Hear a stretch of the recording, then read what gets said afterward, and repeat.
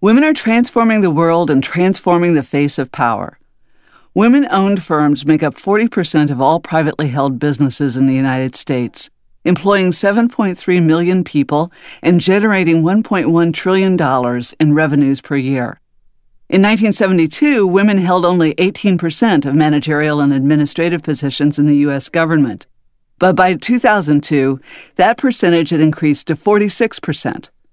In 1979, only 3% of members of the U.S. Congress were women, compared to 17% after the 2008 election.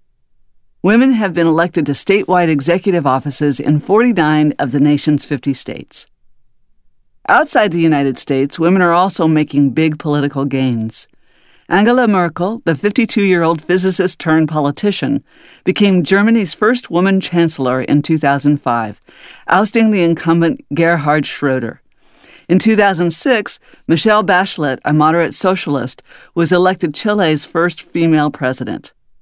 Reformer Ellen Johnson Sirleaf became the first female president of an African country, Liberia. And Han Myung-suk, a former dissident once jailed as a political prisoner, was inaugurated as South Korea's first female prime minister in April 2006. These trends in women assuming major leadership positions are inspiring, but women have been transforming the world for millennia by unleashing their strengths to meet the needs they see.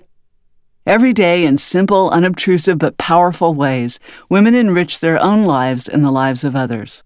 Let me illustrate with a story of Terry, a 42-year-old stay-at-home mom in the tiny town of Stonington, Illinois. Terry is the last person on earth to think she is powerful and strong, but she's had a huge impact on the community and lives of hundreds of people. One day in early December, a couple of years ago, Terry ran into a woman she knew casually named Annette in the grocery store. The conversation naturally ran to what their families were doing for Christmas. Terry began to name the toys she had gotten her two kids when she noticed a twinge of sadness in Annette's eyes and a slump in her shoulders. It turned out that Annette's husband had been laid off a few weeks earlier, and the family was already desperate for money. There would be no toys for Annette's children this Christmas. Terry comforted Annette as best she could, and then the women went their separate ways. The conversation niggled at Terry for the rest of the day, however. She knew there were a lot of families in the area in the same position as Annette's family. Farmers were struggling and manufacturing plants had been scaling back or moving out in recent years. Terry imagined her own children waking up on Christmas Day with no toys under the tree, and her heart ached. Terry called her best friend, Rosanna, and the two women began putting together a plan to raise money for a toy drive. Terry and Rosanna made announcements for donations at their respective churches the following Sunday. They got local businesses to place donation boxes at every checkout stand. They convinced the elementary school's PTA to hold a bake sale to raise money to buy new toys. By December 18th, Terry and Rosanna had raised nearly $2,000.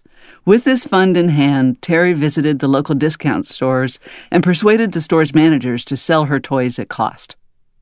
On December 22nd, Terry and Rosanna laid out the dozens of toys they'd acquired on tables in the American Legion Hall. At 6 p.m., the doors opened, and needy families who had been identified by church leaders, school teachers and principals, and workers at the local food pantry poured in. Excitement filled the hall as the children picked up their toys. Parents beamed to see the joy on their children's faces and felt a bit of relief from the weight of their economic plight.